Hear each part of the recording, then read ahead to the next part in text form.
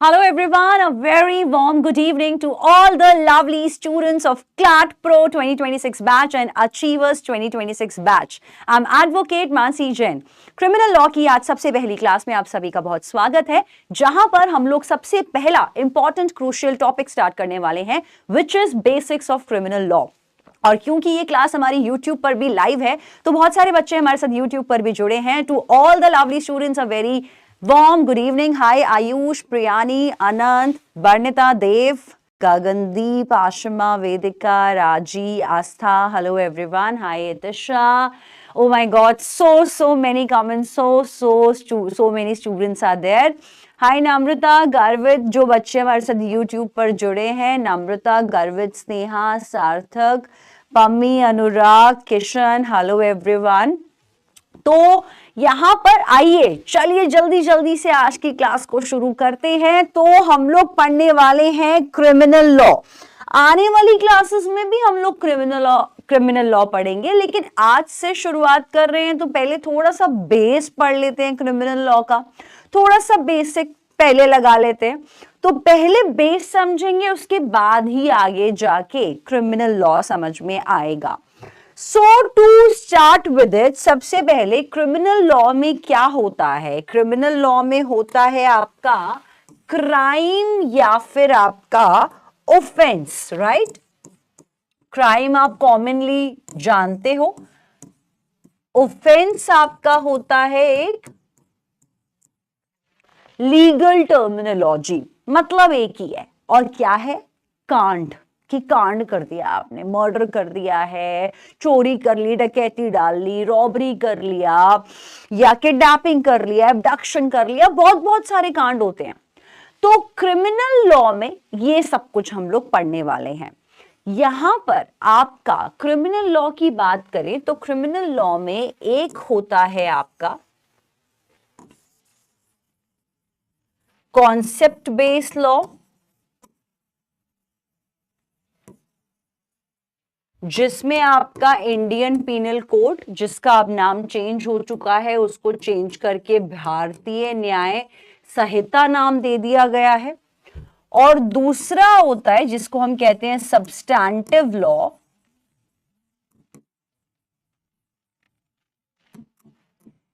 जहां पर हम लोग अब पढ़ने वाले हैं आगे वाले सेशंस में इंडियन पीनल कोड या भारतीय न्याय संहिता के हिसाब से ये आपको प्रोवाइड करेगा सारे डेफिनेशंस कि कब माना जाएगा कि सामने वाले ने किडनैपिंग कर ली, कब माना जाएगा कि किसी ने चोरी कर ली, कब माना जाएगा, थैंक यू सार्थक, कब माना जाएगा कि आपने यार मर्डर कर दिया, कल्पेबल होमिसाइड कर दिया, कब माना जाएगा। Definition of that offense is very important to understand।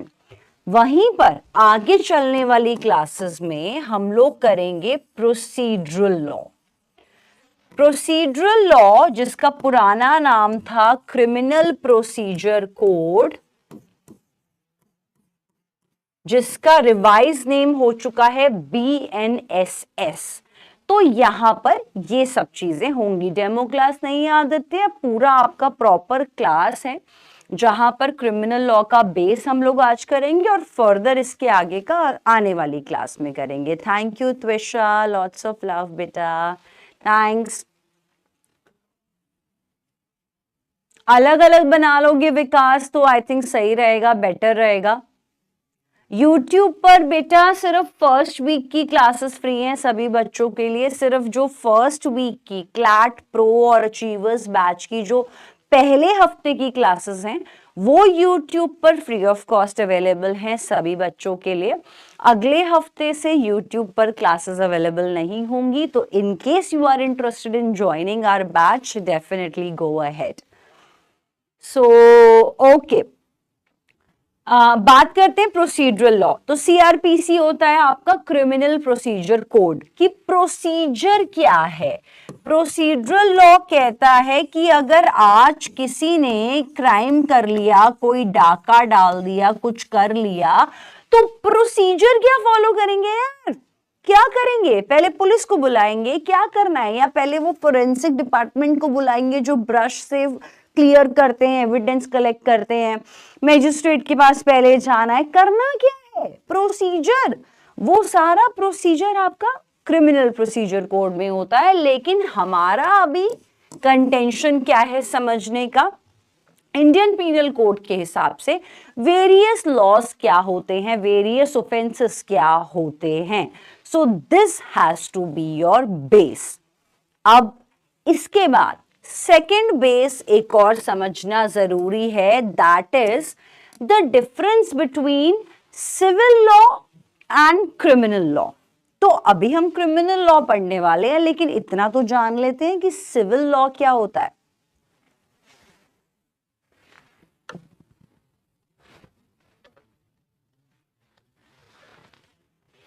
Okay, तो सिविल लॉ और क्रिमिनल लॉ में पहले फर्क समझना बहुत जरूरी है।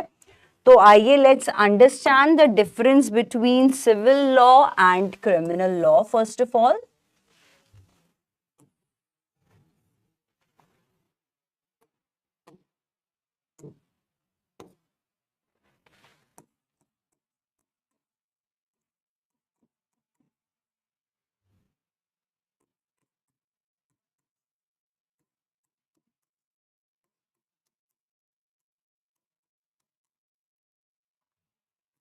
now to understand the difference between the two, write down a few pointers and then I'm going to explain these pointers as well. सबसे पहला, यहां पे जो आपका केस टाइटल होता है वो हमेशा होता है प्लेंटिफ वर्सेस डिफेंडेंट। वहीं यहां पर आपका टाइटल होता है प्रोसिक्यूशन वर्सेस अक्यूज्ड। इसका एग्जाम्पल वो भी लिख लेते हैं।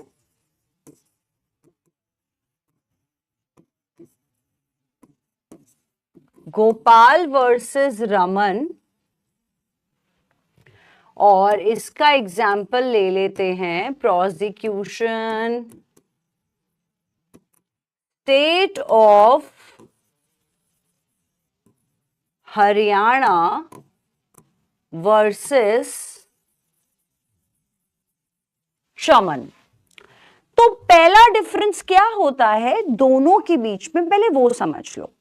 सिविल लॉ क्या होता है? सिविल लॉ ये कहता है जब आप सिविल लेवल पर किसी के साथ बुरा करते हो तो एक सिविल केस फाइल होता है, उसको सूट भी बोलते हैं, प्लेंट भी बोलते हैं।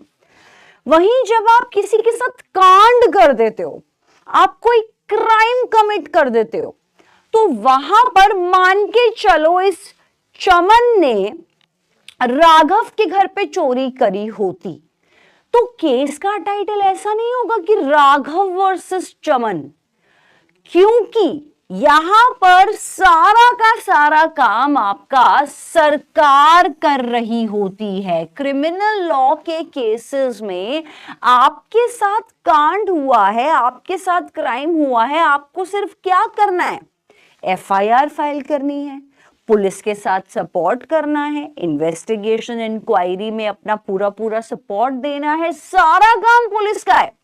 इवन आप मूवीज में देखते होंगे कि जो कोर्ट कचहरी में केस लड़ रहे होते हैं, सपोज एक चोर खड़ा है कटघरे में और यहां पर एक वकील होता है, वो बोल रहा होता है इसी ने चोरी करी है माय लॉर्ड, मेरे पास सबूत है इसके खिलाफ, तो ये वकील विक्टिम पार्टी को लेके नहीं आना होता। ये जो वकील होता है ये प्रोसिक्यूशन कहलाता है, जो पब्लिक प्रोसिक्यूटर होता है, जो सरकारी वकील होता है, क्योंकि ये मान के चलते हैं कि जब आप कोई क्राइम करते हो तो आप पूरे संसार और जगत के साथ, पूरे देश के साथ गलत कर रहे हो। अगर आप ये कर रहे हो तो सारा का सारा रोल और रिस्पॉन्सिबिलिटी जो होती है वो आपकी सरकार की बनती है। इन्वेस्टिगेशन सारा पुलिस करती है, मैजिस्ट्रेट सारा पुलिस का होता है, सब चीजें, पब्लिक प्रोसिक्यूटर आपकी सरकार की होती है, सारा का सारा काम सरकार करती है।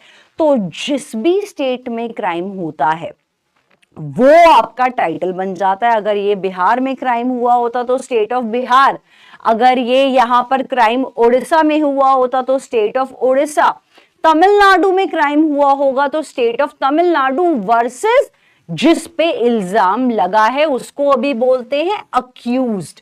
चमन अभी अक्यूज्ड है, क्योंकि जब फाइनल जजमेंट आएगी तब जाके पता चलेगा उस केस में कि अक्यूज्ड या तो गिल्टी होता है या नॉट गिल्टी भी प्रूव होता है। नॉट गिल्टी होगा तो बाइज्जत बरी कर देते हैं और गिल्टी होता है तो कन्विक्शन हो जाती है। Is that clear?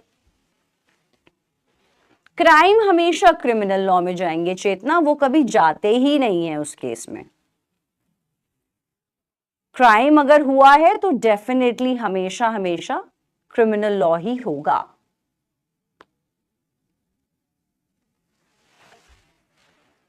Is that clear?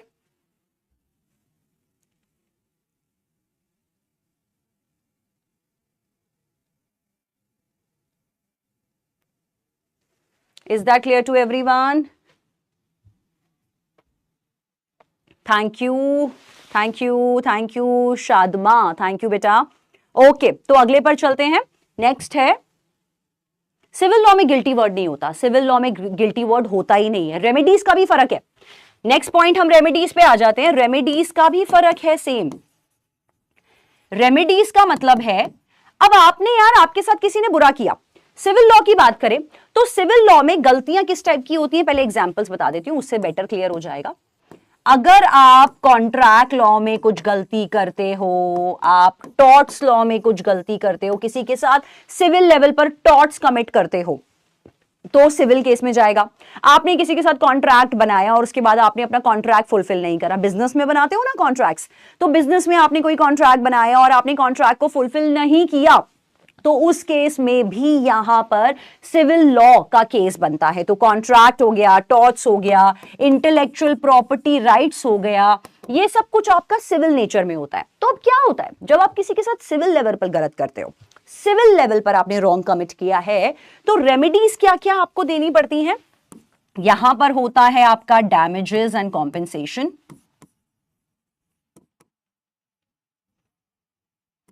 कभी कभी ऐसा भी हो सकता है स्पेसिफिक परफॉर्मेंस करनी पड़े, वो कॉन्ट्रैक्ट लॉ में पढ़ोगे आप लोग डिटेल में, स्पेसिफिक परफॉर्मेंस होता है। कभी कभी कोर्ट इंजंक्शंस भी ग्रांट करता है, अगेन कॉन्ट्रैक्ट लॉ में पढ़ोगे आप, लेकिन सजा नहीं मिलती है। सिविल लॉ में अगर आप किसी के साथ गलत करते हो तो सजा नहीं मिलती है, क्योंकि आपने क्राइम नहीं कमिट किया। अगर आज मैं किसी के साथ कॉन्ट्रैक्ट मैंने किया और मैंने कॉन्ट्रैक्ट फुलफिल नहीं किया तो मुझे कॉम्पेंसेशन देना होगा, मुझे इसके लिए जेल की सलाखों के पीछे नहीं भेज दिया जाएगा, क्योंकि मैंने कोई कांड नहीं किया है ना। तो कॉन्ट्रैक्ट, टॉर्ट्स, आईपीआर, जब जब आप किसी के साथ सिविल लेवल पर गलत करते हो तो आपको देना है पैसा फेंक, तमाशा देख, डैमेजेस दे दो, कॉम्पेंसेशन दे दो। कभी कभी कोर्ट बोलता है स्पेसिफिक परफॉर्मेंस कर लो, इंजंक्शन कर लो। लॉ ऑफ टॉर्ट्स हर्षित एक सेपरेट लॉ है, वो भी आपको पढ़ाया जाएगा आने वाली क्लासेस में। टॉर्ट्स होता है, टॉटम वर्ड से निकला है, जिसका मतलब होता है ट्विस्टेड। किसी के साथ सिविल लेवल पर जब आप कोई रॉन्ग कमिट करते हो तो वो टॉर्ट लॉ में चला जाता है। तो वो भी पढ़ोगे अब लोग, आने वाली क्लास में डिटेल में पढ़ोगे, अभी जस्ट मैंने एक शॉर्ट में बताया है। Is that clear? ओके, इसके अलावा रेमेडीज की बात करते हैं क्रिमिनल लॉ में। अगर आज आपके साथ किसी ने कांड किया है तो क्या क्या रेमेडीज आपके पास हैं, पनिशमेंट्स मिलती हैं। पनिशमेंट्स किस किस टाइप की होती है, इम्प्रिजनमेंट,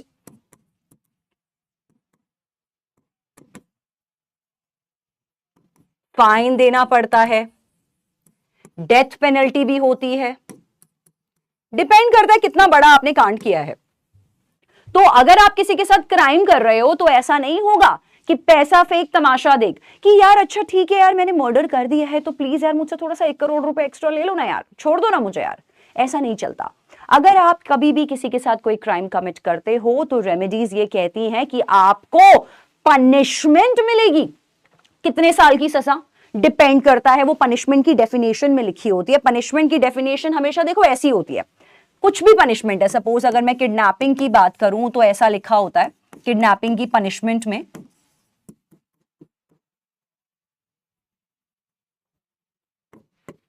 पनिशमेंट में आपको ऐसा दिखेगा कि up to 7 years of imprisonment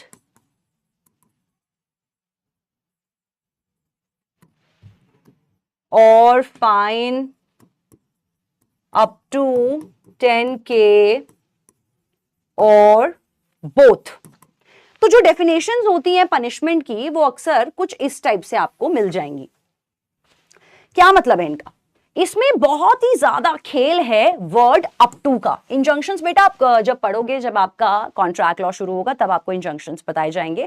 thank you Sanjana. Class notes Inder आपको साथ साथ बनाने हैं, साथ साथ बनाते रहोगे क्लास नोट्स तो बाकी का टाइम, आगे का टाइम बचेगा आपका। ठीक है, क्या चीज? हाँ जी, ये हाइपोथेटिकल नंबर्स हैं, बिल्कुल ठीक है। Thank you Adrita, lots of love बच्चे। वो लिखा होता है रिगरस इंप्रिजनमेंट अलग होता है, सिंपल इंप्रिजनमेंट होता है। शांभवी, दो टाइप की इंप्रिजनमेंट होती है। थैंक्स वृंदा। तो दो टाइप की होती है सिंपल इंप्रिजनमेंट, एक होती है सिंपल इंप्रिजनमेंट, एक होती है आपकी रिगरस इंप्रिजनमेंट। क्या डिफरेंस होता है दोनों के बीच में? सिंपल इंप्रिजनमेंट का मतलब है भाई ठीक है यार, तेरे को जेल में बंद कर देंगे, 2 वक्त की रोटी भी दे देंगे, ठीक है यार, नॉर्मल, ठीक जैसे नॉर्मल होती है। रिगरस का मतलब है आपसे इतने बुरे बुरे काम करवाएंगे ना जेल में कि नानी याद आ जाएगी, वो वाला चीज है रिगरस, जीना हराम कर देना। तो रिगरस इंप्रिजनमेंट वो होती है। सिंपल इंप्रिजनमेंट का मतलब है ठीक है इंप्रिजनमेंट है, सिंपल है। तो ये डिफरेंस होता है सिंपल और रिगरस में, और ये भी चीजें लिखी होती हैं। सारा खेल जो मैं कह रही थी वर्ड अप टू का है। अप टू का मतलब होता है मैक्सिमम, कि जज इस लिमिट से ऊपर नहीं जा पाएगा। जज 7 साल से ऊपर की सजा नहीं दे पाएगा और 10,000 से ऊपर का चालान नहीं दे पाएगा, लेकिन नीचे कितना भी आ सकता है, जज की मर्जी। देखो केस केस की बात है, खुद बता दो मेरे को। एक चोर है जिसने 1,000 रुपए चोरी करे हैं, एक चोर है जिसने 10 करोड़ रुपए चोरी करे हैं, और अगर थेफ्ट की सजा मैं कहूं मैक्सिमम 7 years है, तो क्या कहता है आपका जमीर? क्या ए और बी को सेम सजा मिलनी चाहिए? एक छोटा सा पोल आ रहा है आपके स्क्रीन पर, या डिफरेंट सजा मिलनी चाहिए? ए और B, a quick poll is coming your way.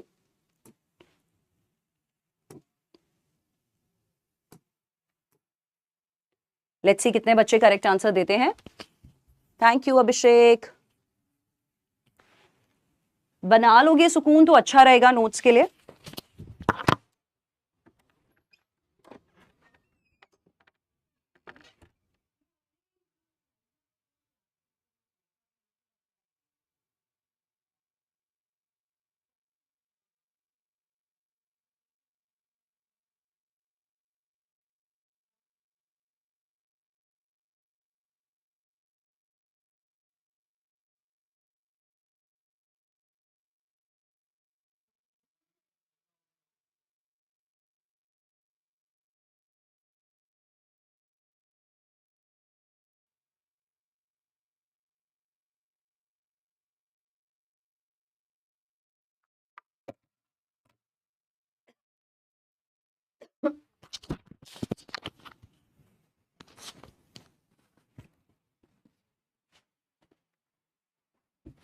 Is that clear to everyone? आवाज सबको क्लियर आ गई? Sorry there was a glitch. तो यहां पर मैंने छोटा सा एक पोल डालना था, सेम मिलेगी या डिफरेंट पनिशमेंट, जल्दी जल्दी से बता दो। पनिशमेंट सेम मिलेगी या डिफरेंट? पोल आ जाएगा अब आपके पास। वो पोल में कुछ ग्लिच था, दैट इज वाई स्क्रीन को ऑफ किया गया था। अब आ गया पोल। जिनको पोल नहीं दिख रहा बच्चों, टॉप पे आपके लेफ्ट में या राइट में पर्पल कलर का या ब्लू कलर का बॉक्स आएगा, उस पे क्लिक करोगे तब आपको पोल दिखेगा।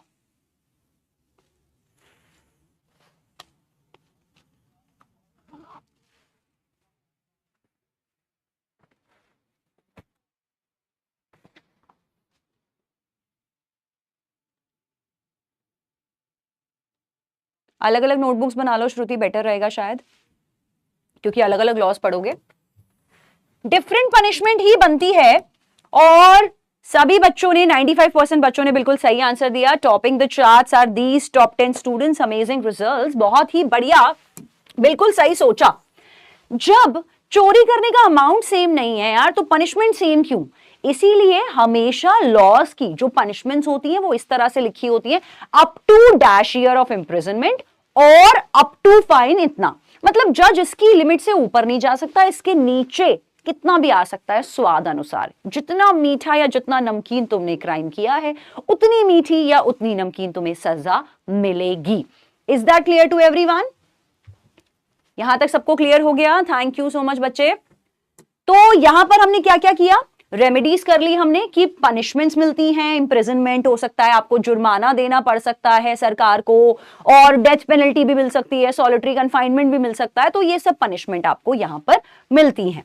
एग्जाम्पल्स की बात करें तो यहां पर आ जाता है आपका भारतीय न्याय संहिता, BNSS, भारतीय साक्ष्य संहिता, BSS, इस तरीके से, जो कि पहले आपका IPC, CRPC और इंडियन एविडेंस एक्ट था, prevention of corruption act etcetera. बहुत सारे लॉज आते हैं, अभी हम लोग सिर्फ वो पढ़ेंगे।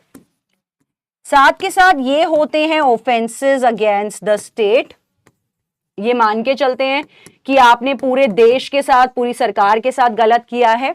सिविल लॉ में जो आप ऑफेंसेस करते हो वो होते हैं अगेंस्ट प्राइवेट इंडिविजुअल्स, किसी इंसान के साथ, सिंगल इंसान के साथ बुरा करना, प्राइवेट इंडिविजुअल्स या ऑर्गेनाइजेशंस। तो ये होते हैं टोटल 4 डिफरेंसेस सिविल लॉ और क्रिमिनल लॉ के बीच में। Is that clear to everyone? Crime और क्रिमिनल में कोई डिफरेंस नहीं है भाई। क्राइम कांड है, क्रिमिनल वो जिसने वो कांड किया है। ऑफेंस और ऑफेंडर वाला फर्क है जया। अगर आज आप एक कांड करोगे तो आप कांडिये हो गए हो, तो आप ऑफेंडर हो गए हो, क्रिमिनल हो गए हो। जो आप कर रहे हो वो क्राइम या ऑफेंस हो जाता है। उसके नोट्स बना लो स्नेहा, अच्छा रहेगा आपके लिए। जी हाँ, I am a practising advocate in Delhi high court Shravani. Okay, तो ये चारों डिफरेंसेस सबको क्लियर हैं? जल्दी जल्दी थम्स अप दे दो, आगे की तरफ बढ़ेंगे फिर हम लोग। हाँ सॉरी, भारतीय साक्ष्य अधिनियम, राइट, सॉरी, भारतीय साक्ष्य अधिनियम। ओके ठीक है, थैंक यू त्विषा। ओके, तो ये सब क्लियर हो गया सबको? क्विक थम्स अप्स प्लीज, सबको क्लियर सारे पॉइंट्स? इंजंक्शन कॉन्ट्रैक्ट लॉ पढ़ोगे आदर्श, तब पढ़ाऊंगी, अभी से ही जान के एक्स्ट्रा मत पढ़ो, जो बहुत आगे पढ़ना है वैसे भी नहीं याद रहने वाला है बाद में। ओके, तो आगे चलते हैं। अब बात करते हैं ऑफेंस की। तो क्राइम, क्रिमिनल लॉ पढ़ने वाले, तो क्राइम क्या होता है? Elements of crime. क्राइम होने के लिए क्या क्या चीजें चाहिए? कब कब माना जाएगा कि एक्चुअली में एक कांड हो गया, एक क्राइम हो गया? क्या क्या है वो एसेंशियल क्राइटेरिया कांड होने के? 2 सबसे इंपॉर्टेंट होते हैं, मेंस रिया और नंबर 2 एक्टस रिया। ये क्या क्या होते हैं? इंजरी, ऑब्वियसली आपने किसी को बुरा किया है किसी के साथ, और इंसान के साथ आपने किया है, ह्यूमन बीइंग तो है ही बेसिक। एक्टस रियाज और मेंस रिया बहुत इंपॉर्टेंट है, तो start writing it down what it is about.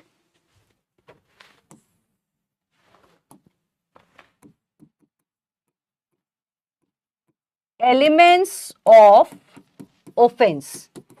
किसी भी ऑफेंस को होने के लिए क्या चीजें चाहिए जिससे मान लिया जाएगा कि सामने वाले ने भाई कांड कर दिया? नंबर 1 होता है आपका मेंस रिया और नंबर 2 होता है आपका एक्टस रिया।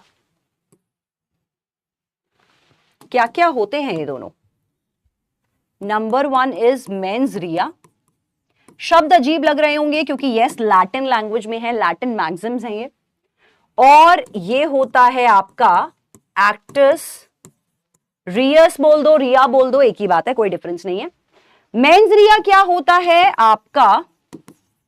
Guilty mind. साथ में चाहिए होता है आपका गिल्टी एक्ट। तो किसी भी क्राइम को करने के लिए पहले तो क्या चाहिए कि आपके दिमाग में वो क्राइम करने का मन होना चाहिए, वो लड्डू फूटना चाहिए कि यार चल यार किसी के घर पे चोरी करता हूं, किसी के घर पे डाका डाल देता हूं, मर्डर कर देता हूं, रेप कर देता हूं, किडनैपिंग कर लेता हूं, तो मन में तो लड्डू फूटना चाहिए। तो सबसे पहले आपके दिमाग में क्राइम बनता है, तो यहां पर चाहिए होता है आपका गिल्टी माइंड। अब सिर्फ एक मनोज बाजपेयी ने एक मूवी में कहा था कि यार जी क्राइम सोचने की सजा नहीं होती है, क्राइम करने की सजा होती है। तो तुमने सिर्फ सोचा, आज की डेट में तुम कितने सारे बच्चे हैं क्लास में शायद जो अपने दुश्मनों को मार डालना चाहते होंगे कि यार मैम वो ना क्लास में मेरे को बड़ा दुखी करता है, मेरा मन करता है उसकी जान ले लूं, लेकिन नहीं लेते हम उसकी जान। क्यों नहीं लेते? क्योंकि हमें लॉ से डर लगता है, राइट? या फिर लॉ छोड़ो, मम्मी पापा से तो सबको बहुत डर लगता है। तो सोचता तो हर कोई है, लेकिन मिलती किसको सजा है? जो साथ साथ उस क्राइम को एग्जीक्यूट करने के लिए एक्शंस भी देगा आपने। एक्टस रियस। तो आपका गिल्टी माइंड और आपका गिल्टी एक्ट दोनों मिला के क्या बना देते हैं? कांड। तो किसी भी क्राइम को करने के लिए, किसी भी क्राइम को, चाहे कोई भी क्राइम हो, इस ऑफेंस में अभी नाम चेंज होंगे ऑफेंस के, kidnapping, abduction, murder, theft, robbery, dacoity, culpable homicide, सब कुछ होने के लिए बेसिक दो चीजें चाहिए जो नमक हैं। वो क्या है? दो नमक। पहला मेंस रिया और नंबर 2 दूसरा एक्टस रियस। अब ये कैसे कैसे हो सकते हैं, आओ जान लेते हैं कैसे कैसे हो सकते हैं। तो मेंस रिया कैसे कैसे हो सकता है? मेंस रिया होता है भिन्न भिन्न प्रकार से। या तो आप जानबूझकर क्राइम करते हो, इंटेंशनली करते हो, फ्रॉडुलेंटली करते हो, डिसेप्टिवली करते हो। तो जानबूझ के आपने किया,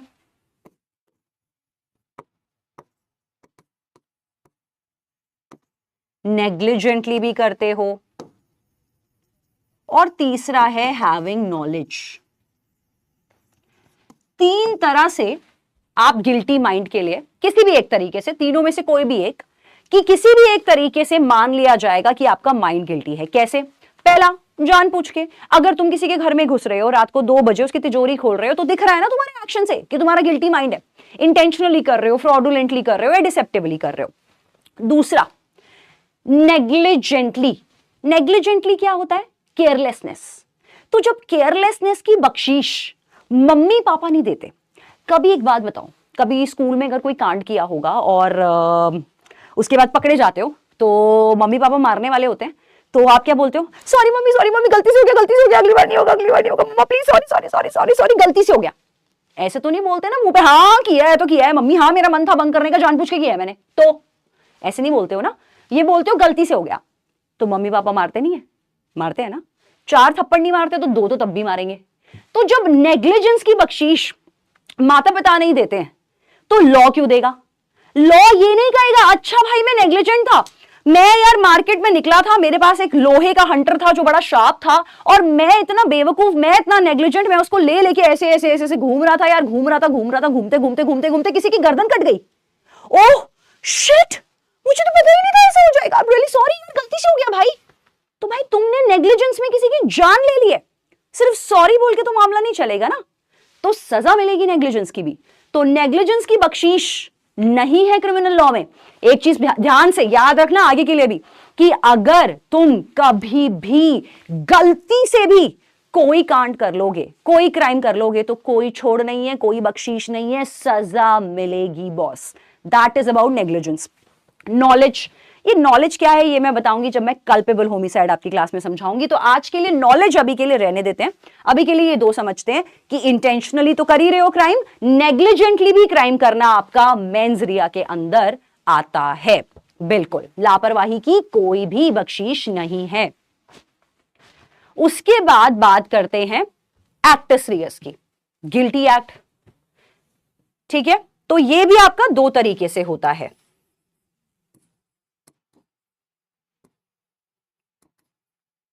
To do a guilty act or by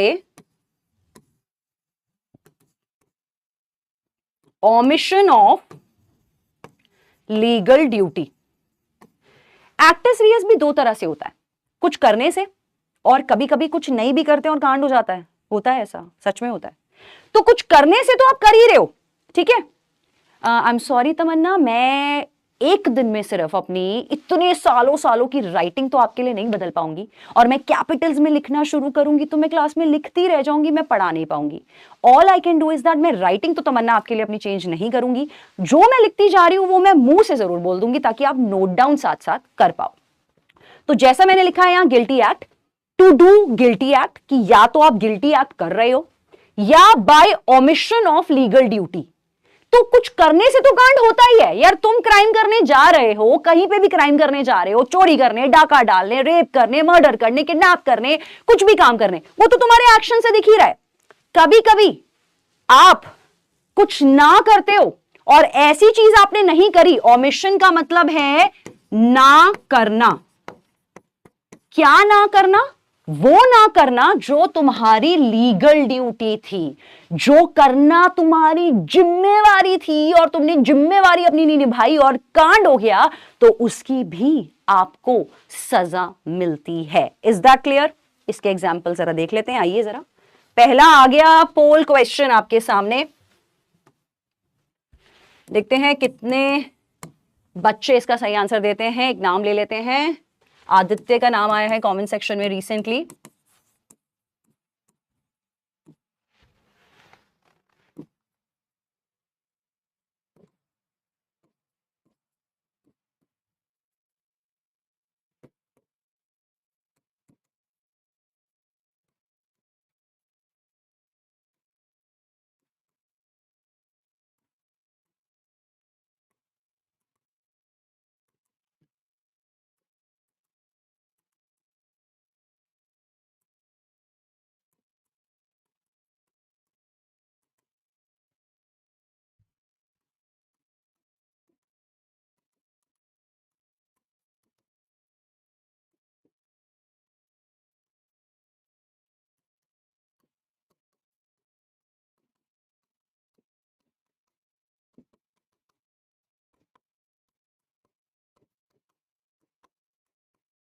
question आपके सामने क्या है समझ लेते हैं एक बार। क्वेश्चन ये है, आदित्य को दिखा एक भूखा भिखारी जिसने 5 दिन से खाना नहीं खाया था। वो बेचारा मांगता रह गया आदित्य से कि बाबा खाना दे दो, खाना दे दो, मैं बहुत भूखा हूं। लेकिन आदित्य कठोर दिल था, आदित्य ने उसको खाना नहीं दिया और वो बेचारा बेगर मर गया। तो क्या उसकी डेथ का इल्जाम, क्या वो जो मरा है बेगर, उसका मर्डर का इल्जाम हम आदित्य पे लगा सकते हैं? यस, नो या सी? मैम मैं तो खाना दे देता। क्या होना चाहिए करेक्ट आंसर? लेट्स सी कितने बच्चे सही आंसर पे क्लिक करते हैं।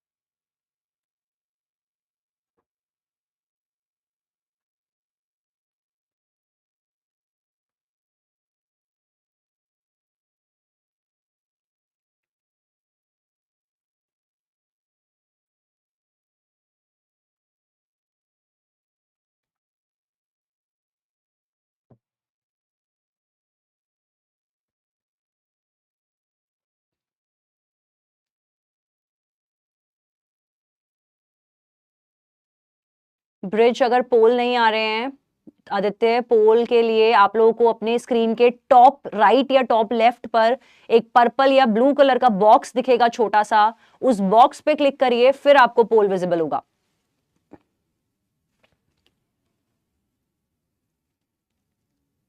हाँ जी रिया, क्लास नोट्स आपको अवेलेबल होते हैं, आप चाहो तो बाद में वहां से देख के भी क्लास नोट्स बना सकते हो।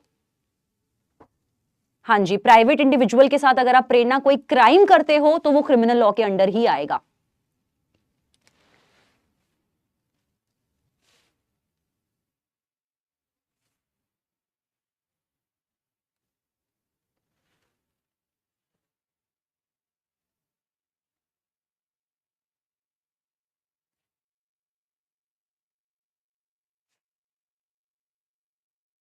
आपकी मर्जी है वंशिका, अगर आप नोट्स को ऐप से रीड करने में कंफर्टेबल हो तो मत बनाओ, दैट्स टोटली योर कॉल, आप लोगों की मर्जी है टोटली इस बात को लेके।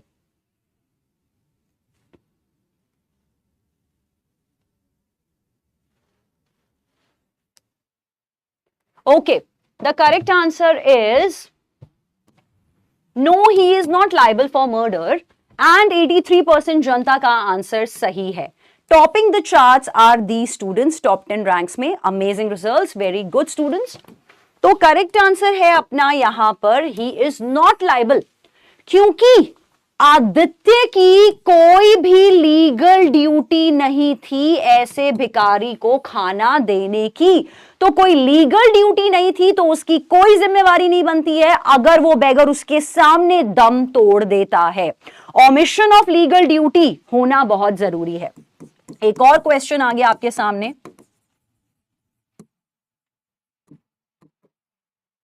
Nurse had to give injection to a patient.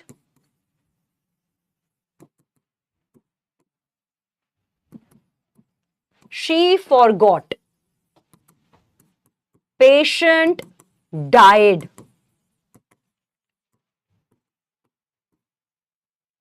Is she liable?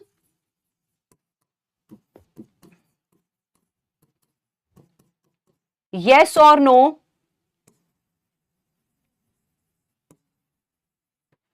या सी केयरलेस गर्ल, कि नर्स को एक पेशेंट को इंजेक्शन देना था, वो इंजेक्शन देना भूल गई और पेशेंट की डेथ हो गई.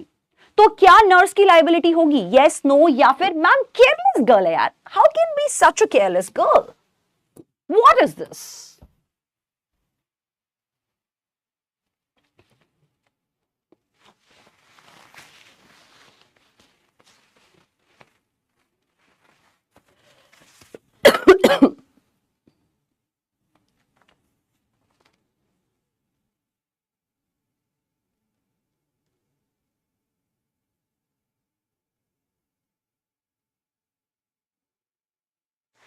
Money is not the deciding factor Astha, but although आपका आंसर ठीक है, लेकिन money is not the deciding factor for legal duty.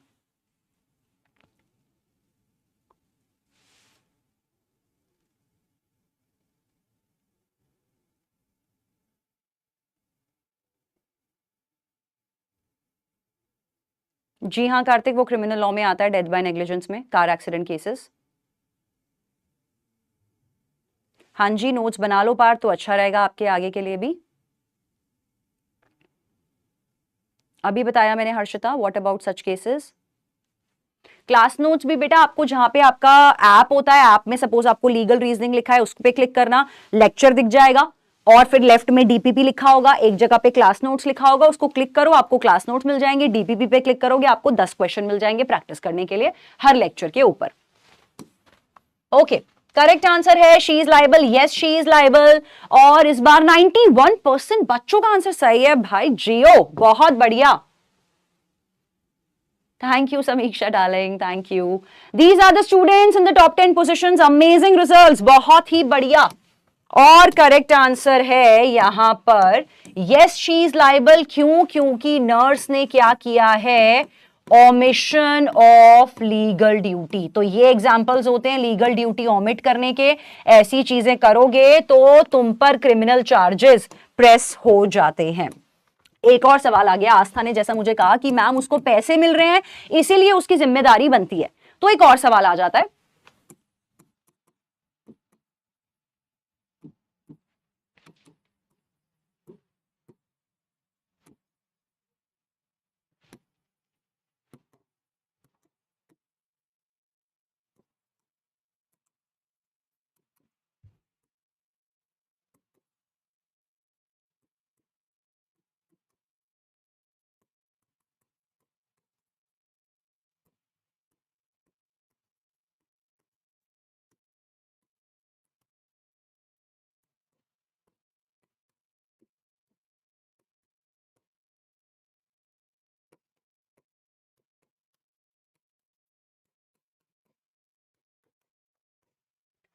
तो राघव की एक सौतेली मां थी, उसने राघव को 5 दिन के लिए कमरे में लॉक कर दिया और बेचारे को खाने के लिए एक निवाला तक नहीं दिया.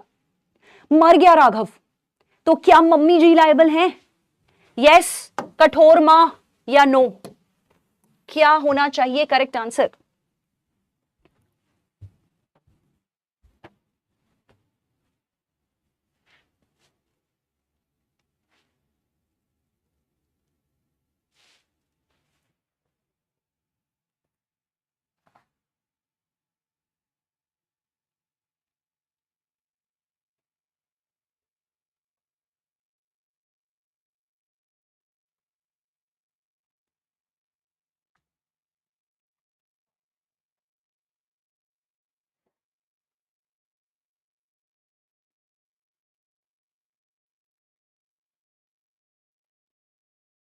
नाइस आस्था, अब की बार आई थिंक पॉइंट क्लियर हो गया होगा आपको। मम्मी को पैसे भी नहीं मिल रहे हैं तो भी शी इज लायबल, क्योंकि रियल मॉम्स बहुत रेयरिटी में ऐसा कुछ करती है Nandini. That is why step mom may be. Accidents are considered crime अगर डेथ हो जाए किसी की Nandini, otherwise motor vehicle act में तो सजा मिलती ही मिलती है। Thank you Malika, lots of love बच्चा। प्लेंटिफ का मतलब होता है लता जो केस फाइल करता है। सिविल लॉ में अगर तुम्हारे साथ कुछ गलत हुआ है लता, सपोज गोपाल ने तुम्हारे साथ गलत किया है लता, तो केस का टाइटल होगा लता वर्सेस गोपाल, और लता आप प्लेंटिव हो। थैंक्स श्रुति बच्चा। प्लेंटिव होता है विक्टिम पार्टी अर्शित, डिफेंडेंट होता है रॉन्ग डूअर पार्टी। अगर हर्षित आपके साथ किसी ने गलत किया है तो आप प्लेंटिव हो, गलत करने वाला डिफेंडेंट कहलाता है। ओके तो करेक्ट आंसर है is mom liable? Yes she is liable, correct answer है यस। 94% बच्चों का बिल्कुल सही है, और सबसे पहले आस्था का ही सही है। आई थिंक सो, नहीं कोयल और पलक का टॉप पोजीशंस पर हैं, बाकी के बच्चे भी यहां पर टॉप कर रहे हैं, टॉप 10 पोजीशंस पर। बहुत अमेजिंग रिजल्ट्स। तो करेक्ट आंसर है यहां पर मॉम इज लाइबल, क्योंकि मॉम ने क्या किया है again, omission of legal duty. तो देख रहे हो कैसे बिना कुछ करे भी क्राइम हो जाता है। तो यही सब होते हैं आपके ओमिशन ऑफ लीगल ड्यूटी के एग्जांपल्स। एक और पॉइंट, ऑफेंसेस, वो जो आपने बोला ना चेतना, वो था अगर आप क्राइम करते हो तो मान के चलते हैं आप पूरे सरकार जगत के साथ गलत कर रहे हो, इसलिए सरकार केस फाइल करती है। और अगर आप सिविल लॉ में गलत करते हो तो आप किसी एक बंदे के साथ ही सिर्फ गलत करते हो। Thanks Ritesh, thank you so much बच्चे। अगला क्वेश्चन आ गया आपके स्क्रीन पर।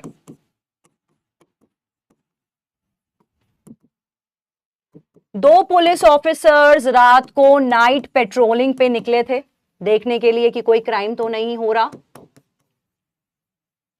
One officer raped a girl. Second officer didn't take action. Passerby था एक, passerby saw incident and didn't save the girl.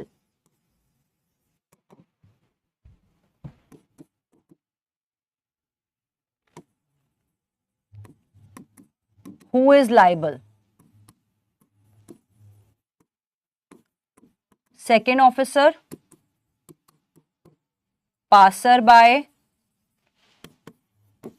both, neither.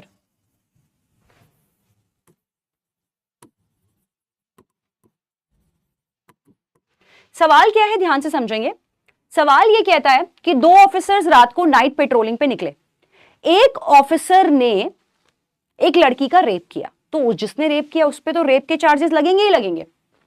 दूसरे ऑफिसर ने कोई एक्शन नहीं लिया, वहीं से एक आदमी गुजर रहा था, उसने भी इंसिडेंट देखा और उसने भी लड़की को बचाने की कोशिश नहीं करी।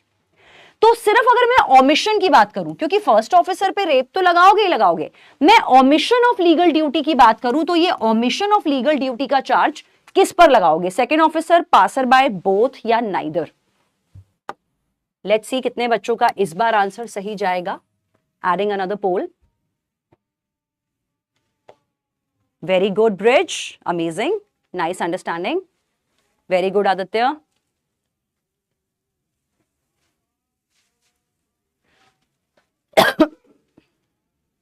भोपाल गैस ट्रेजेडी में विशेष लॉ ऑफ टॉर्ट्स के हिसाब से एब्सोल्यूट लायबिलिटी लगा था।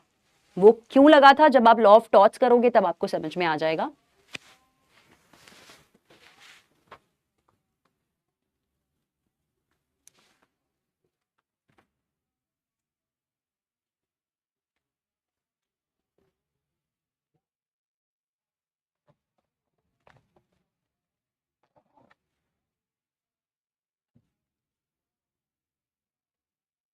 कुछ नहीं, बस इतना डिफरेंस है LR1, LR2, LR3 में अलग अलग सब्जेक्ट्स, अलग अलग टीचर अलग अलग लॉज पढ़ाएंगे आपको, इसलिए बस डिवाइड करके LR1, LR2, LR3 कर दिया है।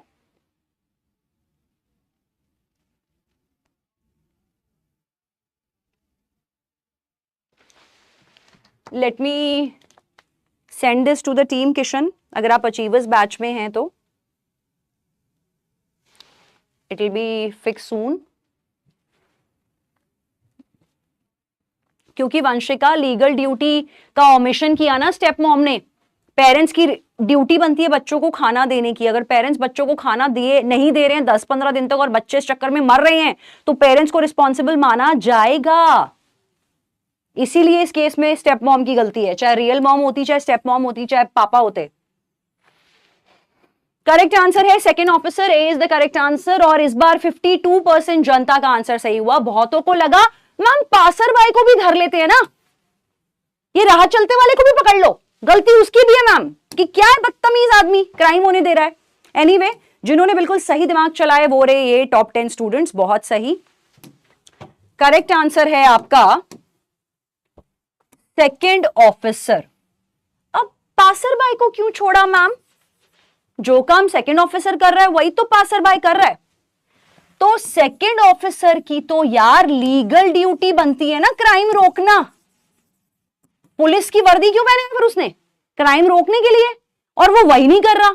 उसके आंखों के सामने क्राइम हो रहा है और वो क्राइम होने दे रहा है, क्राइम नहीं होने से रोक रहा है। तो इसका मतलब है लीगल ड्यूटी का ब्रीच कर रहा है, वो ओमिशन कर रहा है लीगल ड्यूटी का, इसीलिए ऑफिसर रिस्पॉन्सिबल है। बात करते हैं राह चलते इंसान की। तो यार राह चलते इंसान की कोई लीगल ड्यूटी नहीं होती है क्राइम को रोकना, उसकी मॉरल ड्यूटी होती है। ब्रिज ने बोला भी था ये चीज। अगर आज तुम जा रहे हो रोड से और तुम एक क्राइम देख रहे हो तो इंसान पहले अपने आप को बचाता है। हर कोई ही मैन और शक्तिमान नहीं होता कि मैं घुस गया, मैं बचाऊंगा, मैं हूं सुपरमैन, मैं बचाऊंगा ये क्राइम होने से। बहुत लोग डर के ना ऐसे अपने अपने घर निकल लेते हैं, भाई अपने आप को पहले बचाओ, खुद की रक्षा पहले, charity begins at home.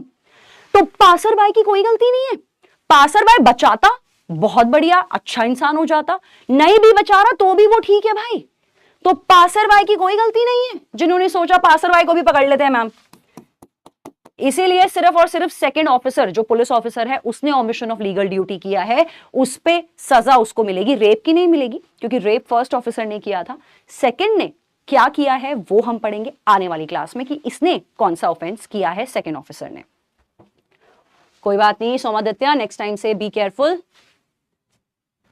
Okay ठीक है, ऐसे बहुत सारे क्वेश्चंस आएंगे जो अभी आपको मेरी क्लास में। देखो क्लाट आपका बहुत बार मोए मोए करता है और मैं बिलीव करती हूं मेरी क्लास में मोए मोए करा लो, लेकिन क्लाट में मत करवाना। मैं अपने बच्चों के साथ क्लाट में खिलवाड़ होने नहीं दूंगी। तो इस केस में जितने ट्रिकी क्वेश्चंस और जितने मोए मोए क्वेश्चंस तुम्हें मेरी क्लास में मिलेंगे, मजा आ जाएगा और हर तरीके की चुनौतियों के लिए तुम लोग तैयार पक्का हो जाओगे, टेक माई वर्ड। ओके जी, अगले टॉपिक पर चलते हैं। तो यहां पर अपना टॉपिक ये वाला कंप्लीट हो गया, पहले वाला कि क्राइम को करने के लिए क्या क्या चाहिए, एक्टस रियस और मेंस रिया। मेंस रिया कैसे कैसे होता है, नॉलेज, नेग्लिजेंस, केयरलेसनेस और जानबूझ के कभी कोई चीज आप करते हो। तो क्राइम के लिए दोनों चीजें चाहिए। अब ऐसे कुछ कुछ क्राइम्स भी हैं जहां पर बिना मेंस रिया के पकड़ लेते हैं। मतलब ये कहते हैं ऐसे बहुत सारे ऑफेंसेस हैं जो स्ट्रिक्ट लाइबिलिटी ऑफेंसेस कहलाते हैं, जहां पर आपका गिल्टी माइंड नहीं होता। मतलब ये वाले केसेस में आपका एक्टस रिया तो था, आपका गिल्टी एक्ट तो था, लेकिन आपका गिल्टी माइंड नहीं था, बिल्कुल भी नहीं था, नेग्लिजेंस भी नहीं थी, कुछ भी नहीं था। आपका गिल्टी माइंड था ही नहीं, तब भी आपसे कांड हो गया। आपका कोई गिल्टी माइंड नहीं था, लेकिन तब भी आपके एक्शंस कुछ ऐसे थे जिस चक्कर में क्राइम हो गया, तो वहां पर भी सजा मिलती है। कौन कौन से होते हैं वो? नंबर 1, क्रिमिनल लेवल पर डिफेमेशन करना, पब्लिक न्यूसेंस करना, कोर्ट की तौहीन करना। आप मूवीज में देखते हो ना कि भरी कोर्ट में, भरी अदालत में कोई बंदा उठ के कुछ भी बकवास करने लग जाए तो कोर्ट की तौहीन करना। किसी बच्चे को या किसी इंसान को किडनैप करना, एब्डक्शन करना, पढ़ेंगे एब्डक्शन किडनैपिंग डिटेल में बाद में। बाइगेमी होता है डुअल मैरिज, 2 शादियां कर लेना। ये बोलना अच्छा मुझे तो पता ही नहीं था, मैं पहले से शादीशुदा हूं, मैं तो भूल गया, मेरी याददाश्त चली गई, सॉरी, ऐसा नहीं चलेगा।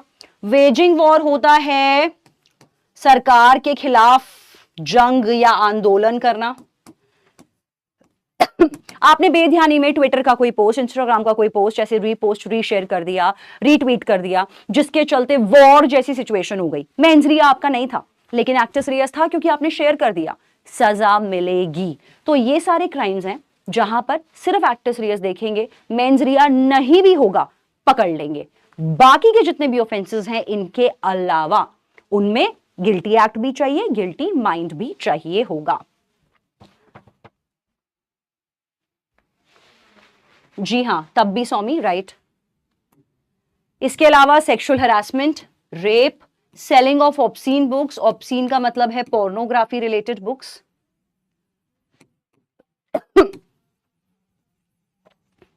एसेंशियल कमोडिटीज एक्ट में अगर आप कोई ड्रग्स वगैरह सेल कर रहे हो, आप ये कह दोगे मुझे तो पता ही नहीं था ये चरस है, ये गांजा है, मैंने तो ऐसे ही बेचा, मेरे को तो लगा पाउडर है, तो मेंस रिया आपका नहीं भी था, लेकिन आपका गिल्टी एक्ट था, सजा मिलेगी। मोटर व्हीकल एक्ट में आपके रूल्स एंड रेगुलेशंस होते हैं, तो मोटर व्हीकल एक्ट में भी बिना मेंस रिया के सजा मिल जाती है। हाँ जी रिया, तब भी सजा मिलती है अगर आपका एक्टस रियस है तो।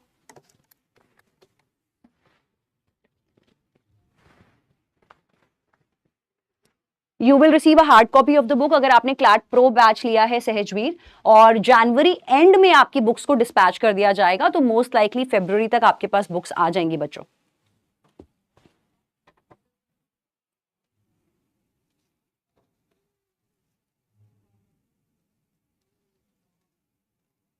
ओके ठीक है, अगले पर चलते हैं। मोटर व्हीकल एक्ट में आपके रोड पर चलने वाले रूल्स होते हैं सारे, रेड लाइट जंप करना, drink and driving, seat belt के बिना ड्राइव करना, जितने भी मोटर व्हीकल रूल्स आपके रोड ट्रांसपोर्टेशन, रोड पे चलने वाले रूल्स होते हैं, वो सारे मोटर व्हीकल एक्ट में आते हैं।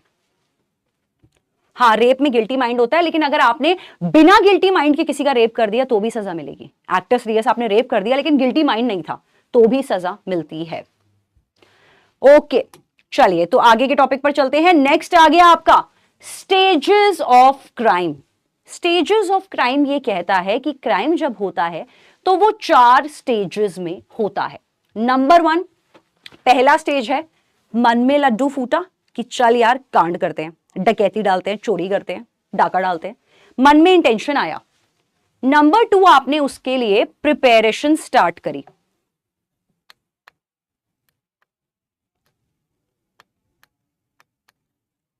पहले फाइन होता है, उसके बाद फाइन ना पे करने पर जेल होती है।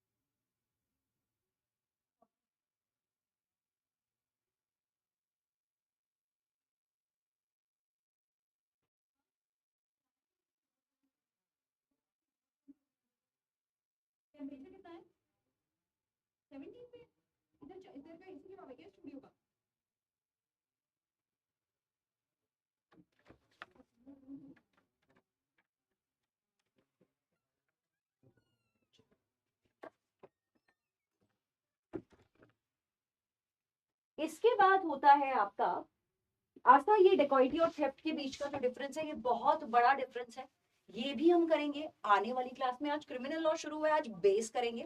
आगे एक क्लास होगी ऑफेंसेस अगेंस्ट द प्रॉपर्टी, जहां पे थेफ्ट, रॉबरी, डेकॉइटी, एक्सटॉर्शन के बारे में डिटेल में चारों को पढ़ेंगे।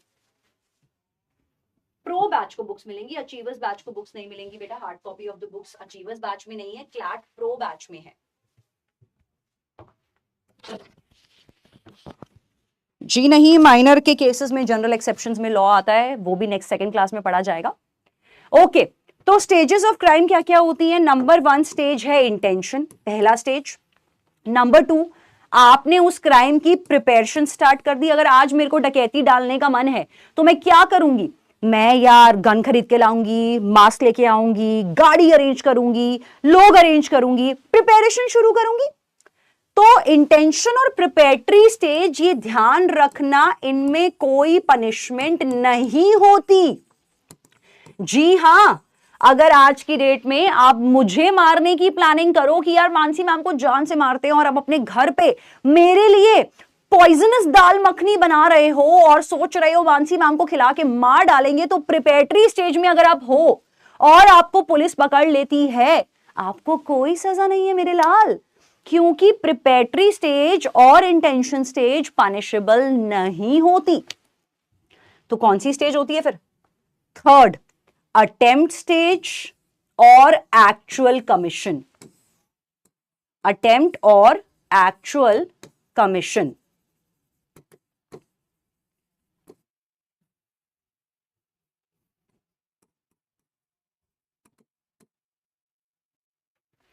Commission, that is actual commission. Actual commission. अभी बता देती हूं अभिलाषा इसके बारे में भी। तो अटेम्प्ट और कमीशन वाली स्टेज आपकी, मतलब आपने अटेम्प्ट लिया लेकिन किसी वजह से आपका तीर निशाने पे नहीं लगा, तो आप गए थे किसी को जान से मारने, आपने गोली चलाई लेकिन वो नीचे हो गया, गोली पीछे चली गई, तो अब क्या होगा? आपको अटेम्प्ट टू मर्डर में पकड़ लेंगे। सिमिलरली आप किसी को रात को घर पे मारने गए, आपने सोचा वो बंदा तो सो रहा है, आपने लेके डिशक्यां गोली चला दी और एक्चुअली में तो वो तकिए रखे थे, चादर ओढ़ के तकिए सो रहे थे, तो तकियों की जान लेने के पीछे आपको अटेम्प्ट टू मर्डर में पकड़ लेंगे, क्योंकि इंसान सो रहा होता तो हो चुका होता। तो अटेम्प्ट, किसी भी क्राइम का अटेम्प्ट स्टेज पनिशेबल होता है। अटेम्प्ट मतलब होता है कि निकले तो थे किला फतेह करने लेकिन पूरा नहीं हो पाया क्योंकि भगवान को कुछ और ही मंजूर था, तो अटेम्प्ट में भी आपको सजा मिल जाती है। एक्चुअल कमीशन, जो सोच के गए थे, अपना पूरा गोल कंप्लीट किया है आपने, जो दृढ़ निश्चय किया था वो पूरा करके आए हो। चोरी की थी तो चोरी करके आए हो, डकैती करी थी तो डकैती पूरी तरह से करके आए हो, डाका डालना था, मर्डर करना था तो जान लेके आए हो प्रॉपर। तो पूरा कांड अगर करके आए हो तो एक्चुअल कमीशन की सजा मिल जाती है। स्टेट ऑफ माइंड ना हो अभिलाषा, तो इसके लिए अगली क्लास का वेट करो जनरल एक्सेप्शंस का। तो ये दो स्टेजेस आपकी पनिशेबल होती हैं। इसमें एक छोटा सा कैच है, छोटा सा। कुछ क्राइम्स प्रिपेरेटरी स्टेज में होते हैं पनिशेबल, बस कुछ, सिर्फ कुछ।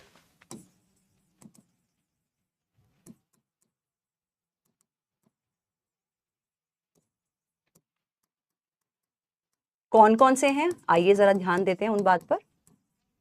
इनके अलावा जो मैं बताने वाली हूं, इनके अलावा किसी भी क्राइम की प्रिपेरेटरी स्टेज में कोई सजा नहीं है, लेकिन इन वाले की है जो अब बताने वाली हूं। कौन कौन से हैं वो समझो। नंबर 1 है warfare preparation against the government. अगर तुम सरकार के खिलाफ जंग, प्रोटेस्ट की बात नहीं हो रही है, पीसफुल प्रोटेस्ट की बात नहीं हो रही है, कैंडल मार्च की बात नहीं हो रही है, जंग की बात हो रही है। अगर तुम सरकार के खिलाफ जंग छेड़ना चाह रहे हो और अगर प्रिपेरेटरी स्टेज में ही पुलिस को तुम्हारे बारे में पता चल गया तो प्रिपेरेटरी स्टेज में ही पकड़ लेंगे तुम्हें, सजा में दे देंगे तुम्हें, कुछ नहीं कर पाओगे तुम।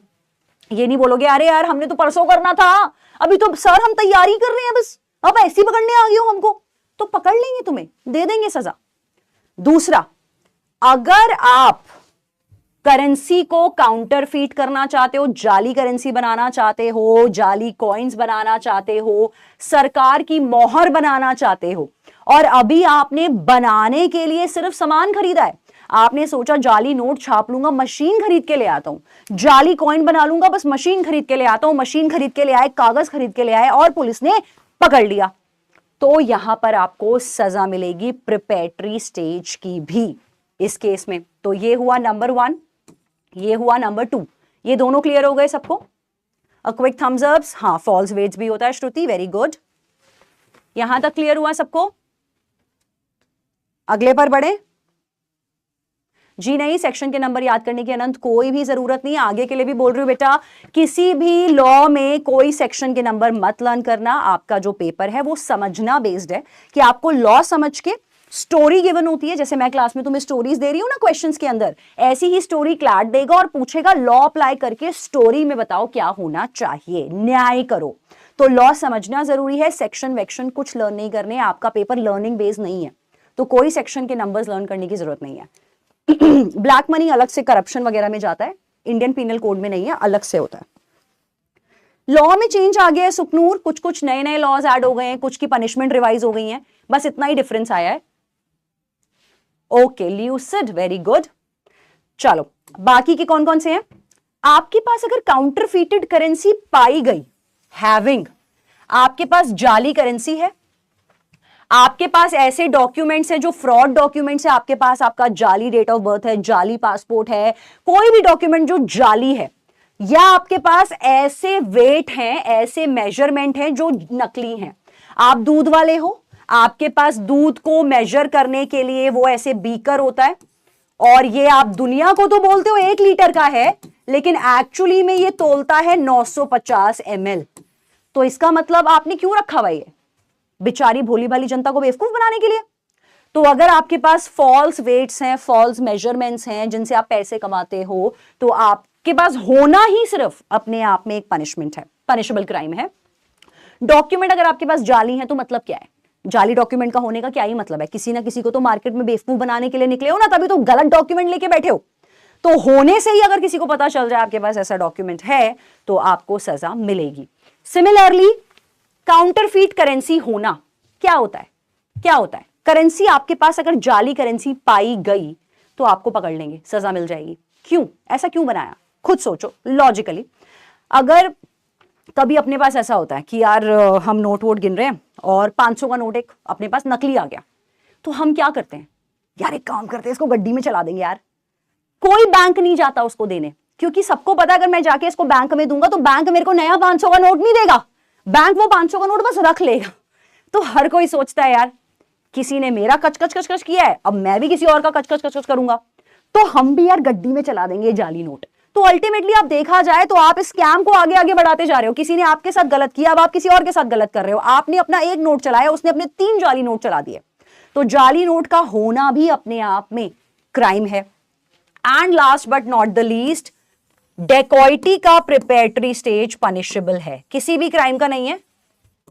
अगर आप डकैती की प्लानिंग कर रहे हो, डेकॉइटी की प्लानिंग कर रहे हो, तो आपको पनिशमेंट मिलेगी।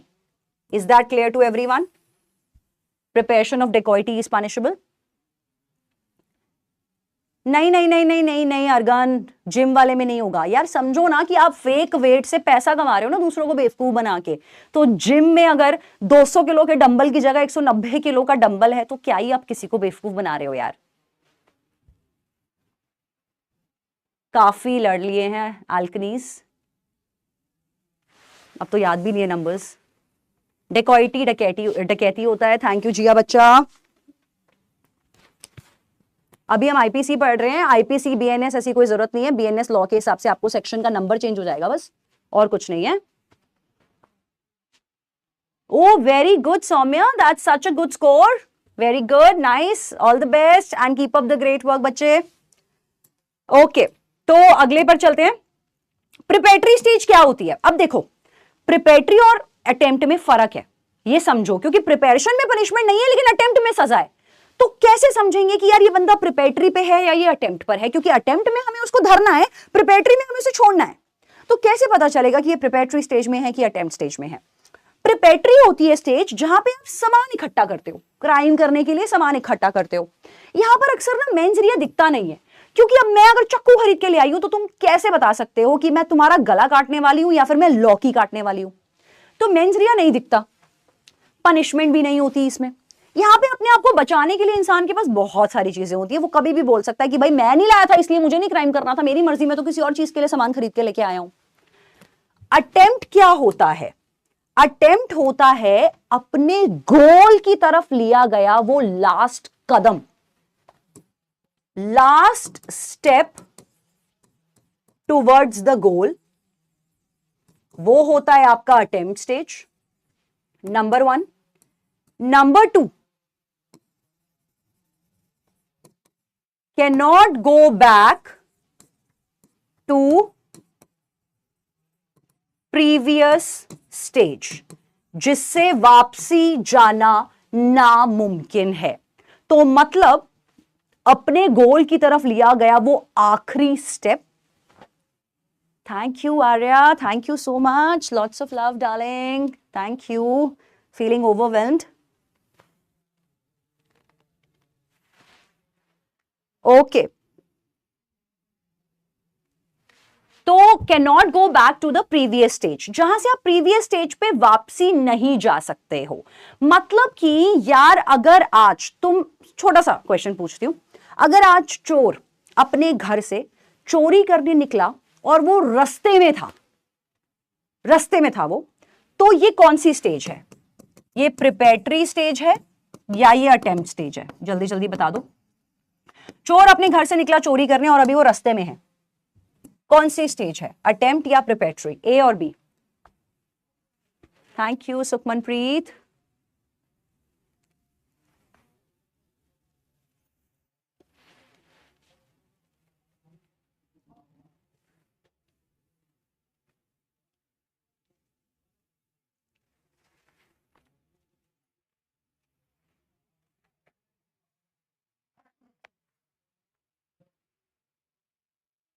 Lots of love, Janvi.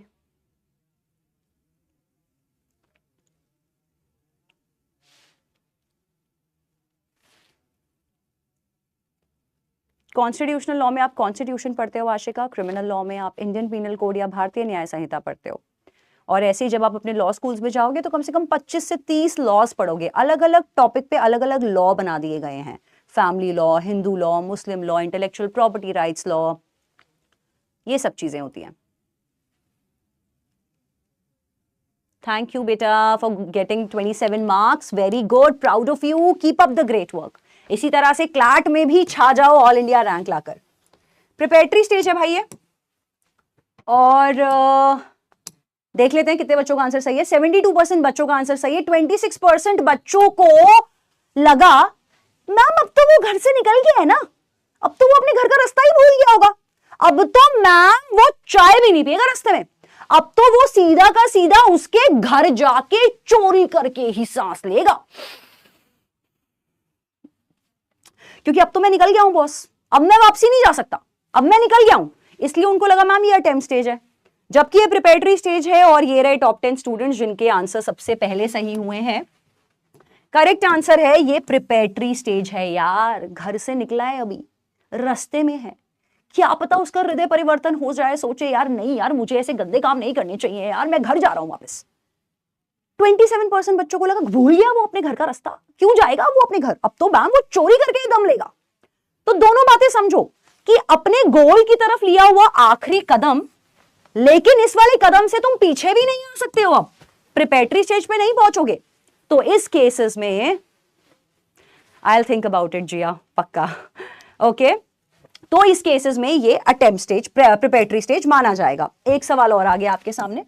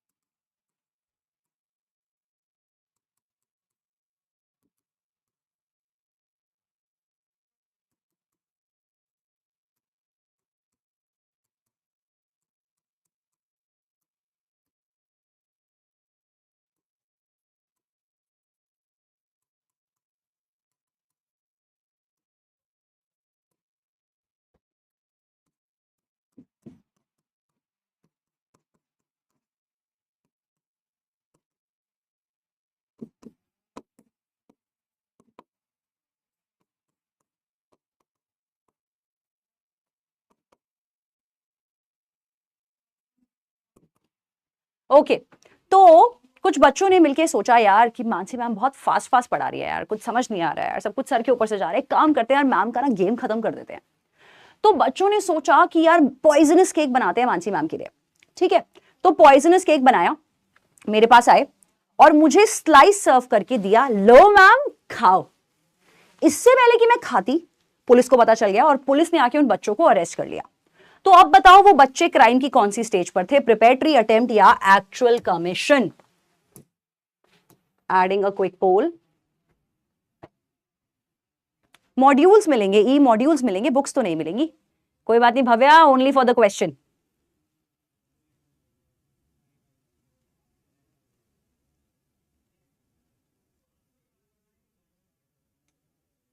कोई बात नहीं, नेक्स्ट टाइम से ध्यान से सुनना बच्चे।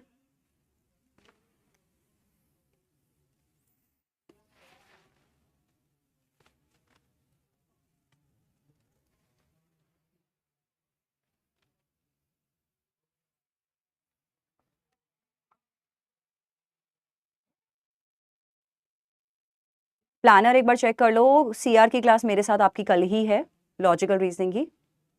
थैंक यू जी मुन्ना भैया।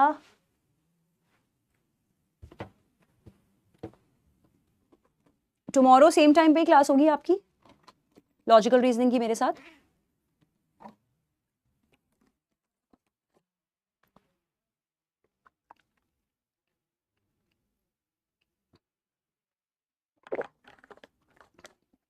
लॉ समझना है, याद नहीं करना। कितनी बार बोलूं भाई, ये सब कुछ जो बता रही हूं समझो, सिर्फ समझो, कुछ नहीं रटना है, समझो सारा लॉ सिर्फ। Is it attempt stage? और 83% बच्चों का आंसर सही है। Very good, amazing results, expected नहीं था मुझे। और ये सब बच्चे हैं जो टॉप 10 पोजीशंस में आ रहे हैं। वेरी अमेजिंग रिजल्ट्स, बहुत ही बढ़िया। करेक्ट आंसर है अटेम्प्ट स्टेज है, क्योंकि जब तुमने वो केक मुझे सर्व कर दिया तो तुमने अपने गोल की तरफ लास्ट स्टेप ले लिया। और अब मुझसे प्लेट तो नहीं खींचोगे तुम, मैम दे दो दे दो दे दो, मत खाओ मत खाओ मत खाओ मैम, प्लीज नहीं खाने देंगे हम आपको। नहीं मैम, मैम अब आप पे प्यार आ गया मैम, पहले गुस्सा आ रहा था मैम, प्लीज अब आप वापसी दे दो केक। तो अटेम्प्ट आप ले चुके हो, अब वापसी भी नहीं जा सकते हो इस स्टेप से। और मैंने अभी तक केक नहीं खाया थैंकफुली, जाखो राखे साइया मार सके ना कोई। तो एक्चुअल कमीशन तो ये था ही नहीं, प्रिपरेटरी स्टेज भी नहीं था, ये था आपका अटेम्प्ट का स्टेज। इसके अलावा एक और सवाल आ गया आपके स्क्रीन पर।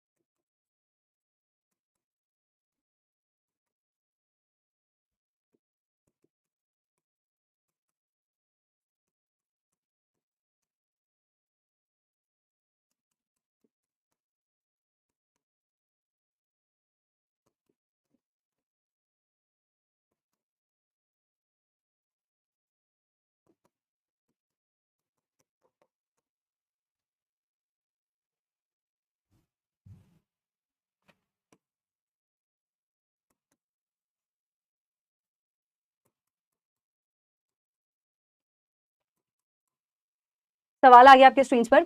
राम अपनी बीवी की जान लेना चाहता था, उसको मारने के लिए हैमर स्टोर से हथौड़ा खरीदने गया, हथौड़ा खरीद लिया, घर गया अपनी बीवी को मारने के लिए। कौन सी स्टेज ऑफ क्राइम पे था जब वो स्टोर में घुस रहा था? एडिंग अ क्विक पोल।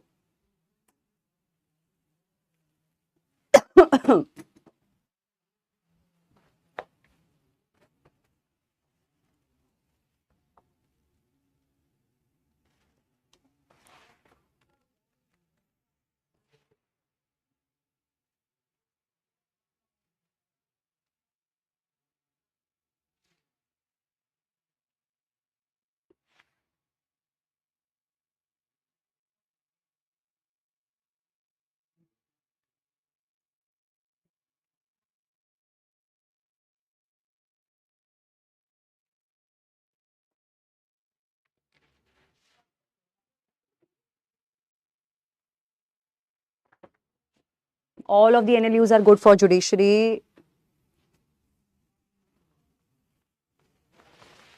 फिर भी comparatively NU JS Kolkata is way better, सिर्फ अगर जुडिशरी की तैयारी करना चाहते हो तो।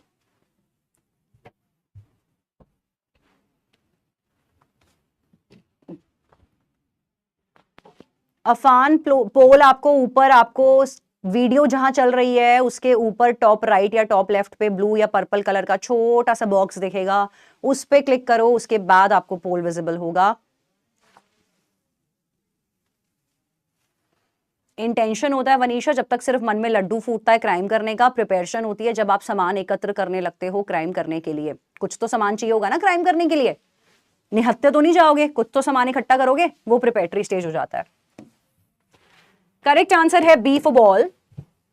और मुझे पता था इस बार मोए मोए होना बनता है, और लेकिन 34% जनता ने बचा लिया अपना मोए मोए होने से। काफी बच्चे धड़ल्ले से 58% बच्चे मैम प्रिपेटरी प्रिपेटरी प्रिपेटरी, क्योंकि मैम हैमर खरीदने गया था वो और हैमर खरीद के ले आया है। बात बिल्कुल ठीक है तुम्हारी। Topping the charts are these students, these are the students in the top 10 positions. Amazing, बहुत सही। करेक्ट आंसर था इंटेंशन। क्यों मैम इंटेंशन कैसे हो गया, हैमर तो खरीद लिया उसने। बिल्कुल सही कह रहे हो, लेकिन सवाल पे ध्यान नहीं दिया। सवाल ये था कि वो कौन सी स्टेज पर था जब वो हैमर स्टोर में एंटर कर रहा था, जब वो सीढ़ियां चढ़ रहा था हैमर स्टोर की खरीदने के लिए हथौड़ा। तब तक सिर्फ उसके मन में लड्डू फूटा था कि मेरी बीवी मुझे बहुत दुखी करती है, मार डालूंगा इसको। इंटेंशन थी, तब तक हथौड़ा नहीं खरीदा था, प्रिपरेशन शुरू नहीं की थी, सिर्फ सोचा था कि मारूंगा। क्या पता वो गीता सुन लेता, उसका हृदय परिवर्तन हो जाता कि यार बीवी तो अच्छी है यार, मेरे बच्चों का ख्याल रखती है यार, क्यों मारूं यार, प्रिपरेशन भी क्यों करनी, छोड़ो घर चलता हूं। इंटेंशन स्टेज पे था वो स्टोर के एंटर करते टाइम। आपने क्या सोचा, मैंने स्टोर से एग्जिट करते टाइम नहीं पूछा, एग्जिट करते टाइम प्रिपरेशन था, एंटर करते टाइम इंटेंशन था। Is that clear to everyone? Okay, अगले पर चलते हैं। अटेम्प्ट की बात करें तो अटेम्प्ट पे अब देखो, जब क्राइम पूरा नहीं हुआ, जैसे तुमने शुरू में देखा कि 1000 रुपए की चोरी पर कम सजा होनी बनती है, 10 लाख की चोरी पर ज्यादा सजा होनी बनती है। सेम गोज विद अटेम्प्ट कि यार मैंने अटेम्प्ट ही तो लिया है यार, मेरा क्राइम तो पूरा नहीं हुआ यार, और तुम मेरे को यार एग्जैक्ट सेम सजा दे रहे हो यार, ऐसे नहीं चलेगा। बिल्कुल यार नहीं चलेगा, क्योंकि अटेम्प्ट पे क्या होता है, किसी भी क्राइम का अगर आप अटेम्प्ट लेते हो तो पनिशमेंट क्या होती है, पनिशमेंट मिलती है up to half of original punishment, up to maximum उसकी आधी दे देते हैं। तो मान के चलो अगर थेफ्ट की सजा है हाइपोथेटिकली 7 साल, तो अगर तुमने अटेम्प्ट टू थेफ्ट लिया है तो तुमको 3.5 साल तक की सजा मिल जाएगी, अप टू हाफ। तो क्योंकि तुम्हारा भी तो क्राइम पूरा नहीं हुआ, तुम्हारा भी तो गोल अचीव नहीं हुआ पूरा, तो सजा भी तो पूरी नहीं देंगे, तो अप टू हाफ। अगर यहां पर थेफ्ट की थी अप टू 7 इयर्स, तो यहां पर आपको अप टू 3.5 साल तक की सजा मिल सकती है। डिपेंड कितना नमक डाला है उतनी नमकीन सजा मिलेगी। जी हां Sneha, always actual commission comes after attempt, so that is why. हाँ कम भी हो सकती है अभिलाषा, बिल्कुल। कोर्ट जब भी किसी को सजा देता है उसका पूरा बैकग्राउंड, करंट सिनेरियो, किस दरिंदगी से क्राइम किया, सब चीजें, सब पहलू देख समझ के, देख सोच के, फैक्ट समझ के ही सजा डिसाइड करता है। तो इस तरीके से सजा मिलती है जो आपके पहले 511 में थी। एक और important, attempt to do impossible act, ये बहुत इंपॉर्टेंट है। क्या इसकी सजा मिलनी चाहिए? Attempt to do impossible acts, क्या इनको सजा मिलनी चाहिए या नहीं चाहिए? एग्जाम्पल से कर लेते हैं, क्या पनिशमेंट मिलनी चाहिए या नहीं मिलनी चाहिए? तो आइए देखते हैं, सवाल से करते हैं ये वाला क्वेश्चन भी। टॉपिक सॉरी, नाम ले लेते हैं किसी बच्चे का कमेंट सेक्शन से। आदिति का ले लेते हैं।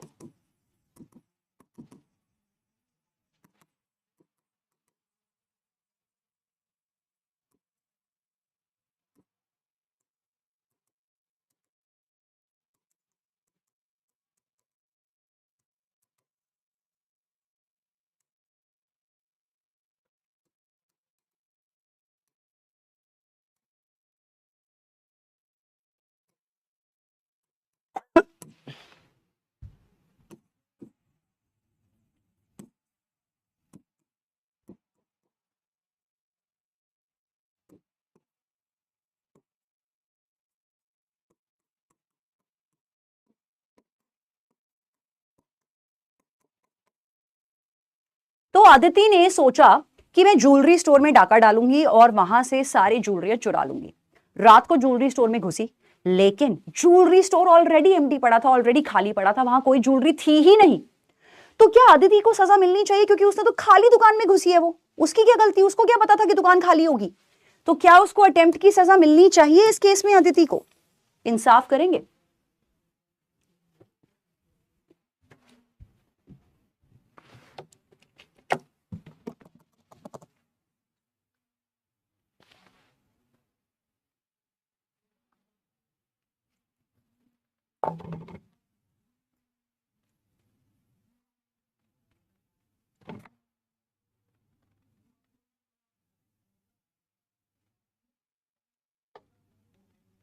जी हाँ जानवी, आपको सजा मिलेगी इस केस में। अगर आप अपने फ्रेंड को बॉटल से हिट कर रहे हो और उसको चोट लगे या वो मर जाए या कुछ भी हो जाए, सजा आपको मिलेगी। ऐसा कैसे मतलब है मुंह पे बॉटल मार दी या सर पे बॉटल मार दी? नेग्लिजेंस।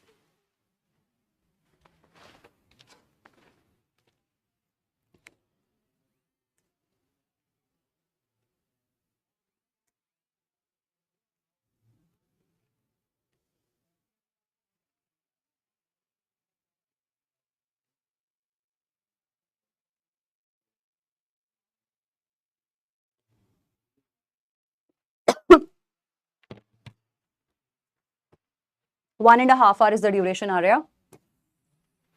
करेक्ट आंसर है yes, she should be punished. और 70% बच्चों ने बिल्कुल लॉजिकली सही सोचा है। 30% बच्चे अदिति के साथ थोड़ा इमोशनली सोच रहे हैं। और ये सब बच्चे हैं जो टॉप 10 पोजीशंस में पहुंच रहे हैं। और करेक्ट आंसर आपका यहां पर है yes, she should be punished for attempt. तो ये ध्यान रखना, ऐसा हमेशा होता है। आप अगर कोई क्राइम करने निकलो और भगवान ने आपकी किस्मत में पहले ही कुछ और लिख रखा है, पकौड़े नहीं लिखे हैं, तो मिलेंगे भी नहीं ना खाने के लिए। तो उस केस में यहां पर अगर आप कोई क्राइम करने निकल रहे हो और वो गोल पहले ही इम्पॉसिबल था, आप किसी को जान से मारने गए थे और वहां तकिए पड़े थे चद्दर ढक के, आपकी क्या गलती? आपको पता ही नहीं था कि वो बंदा तो पहले ही कहीं गायब है। तो आप पर अटेम्प्ट की सजा मिलती है। अगर आप कोई क्राइम करने जाओ जहां इम्पॉसिबल था एक्ट, आपने एक आंटी का पर्स चुराया लेकिन पर्स में एक अन्नी नहीं थी, 100 रुपया भी नहीं था, तो खाली बटुआ चुराने के चक्कर में भी आपको अटेम्प्ट की सजा मिलती है। तो इम्पॉसिबल एक्ट का अगर अटेम्प्ट लोगे तो भी सजा मिलेगी। अंडर 18 के लिए अर्शित, जुवेनाइल जस्टिस लॉ के अंडर बच्चों को सजा मिलती है अगर बिलो 18 कुछ क्राइम करते हैं। So this was it for today. This was the class. Quickly let's see the leaderboard. And देख लेते हैं कौन कौन बच्चा टॉप कर रहा है लीडर बोर्ड पे आज की क्लास में। सबसे फर्स्ट पोजीशन पर है योगेश, बॉबी, आदित्य, स्वयं, सुहानी, अतुल्य, अम्यूकस कॉफे, इशिता, आर्यन एंड शांभवी। और कमाल की बात यह है कि इन सभी 10 के 10 बच्चों के 9 आउट ऑफ 9 क्वेश्चंस बिल्कुल सही हैं। Congratulations, really really proud of you, very amazing. Doubt sections देख लेते हैं। क्लास नोट्स प्रत्युष जनरली आपका विद इन 124 आवर्स अपलोड हो जाते हैं। आप मेरे को क्लास में कांटेक्ट कर सकते हो Jaya via comments. Actual commission का मतलब है जयंत एक्चुअली में वो क्राइम कंप्लीट कर देना जो करने के मकसद से आप निकले थे। क्लास वर्क का नोट्स आपकी मर्जी है, बिरंजन बनाना है तो बनाओ, नहीं लगता बनाने का मन है तो मत बनाओ, टोटली आपकी मर्जी है। प्रियाशा, मैं इसके बारे में एक बार पता कर लेती हूँ टीम से, how to do with it. Thank you Samiksha. बच्चे हाँ जी वीसी कर लेते हैं अभी।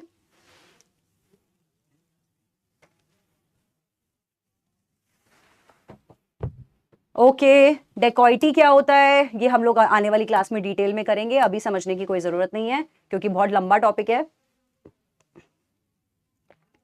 जी हाँ, क्योंकि ये आर्म्स एंड एम्यूनिशंस एक्ट में आयुषी सजा मिलती है इस केस में, इलीगल वेपन्स रखने पर। क्रिमिनल ऑफेंस होता है, क्राइम एक ही चीज होती है, डेफिनेशन सेम ही है दोनों की।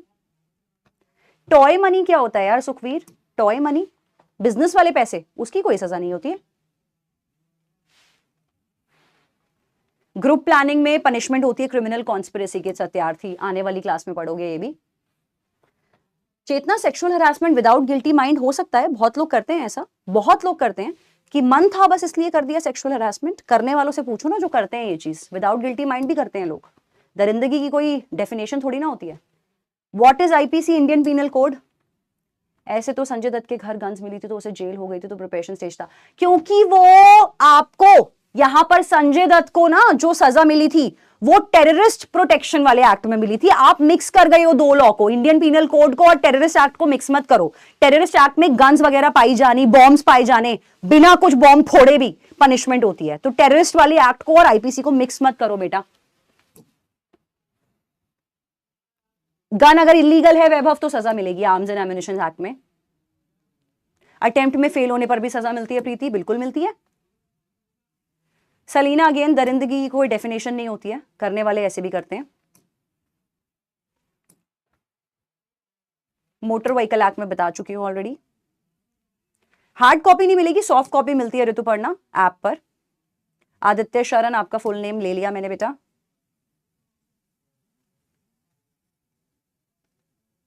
कोई लाइबल नहीं है, अगर पासर बाय मर भी गया तो कोई लाइबल नहीं है, कोई भी लाइबल नहीं होता उस केस में आदित्य।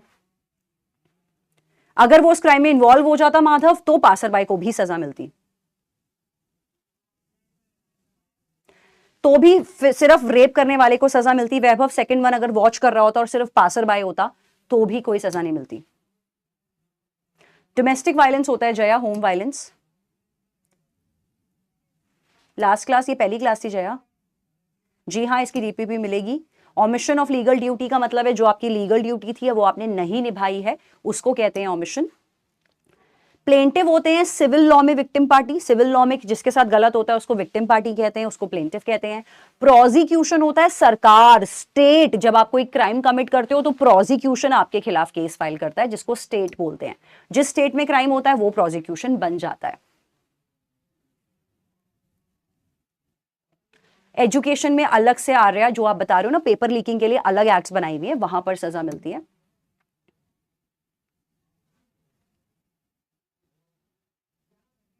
तो दो जगह केस चलेगा रुशल, सिविल लॉ में अलग और क्रिमिनल लॉ में साइमल्टेनियसली अलग केस चलेगा। फ्रॉडुलेंटली एंड डिसेप्टिवली का मतलब है धोखाधड़ी से कोई क्राइम करना, जैसे कि आप चीटिंग करते हो, मिसचिफ करते हो, तो उस केस में आदित्य जनरल एक्सेप्शंस के लॉज उस पर एप्लीकेबल होंगे, जो हम पढ़ेंगे आने वाली क्लास में। जनवरी एंड में आपकी बुक्स डिस्पैच होना शुरू होंगी, तो फरवरी तक मोस्ट लाइकली आपको बुक्स मिल जाएंगी। लॉ है क्योंकि रूल है नैतिक, वाई का तो मैं भी नहीं बोल सकती, बनाने वाले से पूछो लेजिस्लेटर्स ने ऐसे नाम क्यों बनाए हैं।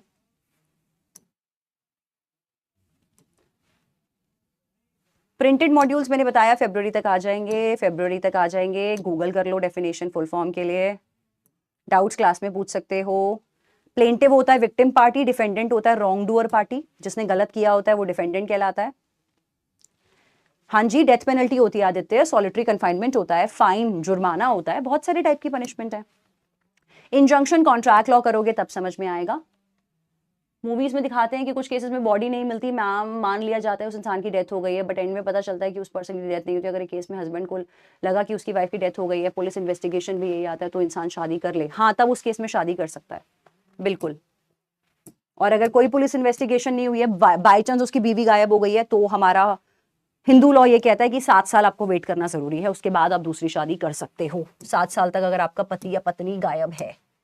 Okay students, on that note this was the session for you today. आज की क्लास को मैं करती हूं यहीं पर समाप्त। मिलेंगे आप लोगों से बहुत जल्द कल वाली क्लास में लॉजिकल रीजनिंग की। तब तक के लिए take care everyone, bye bye all.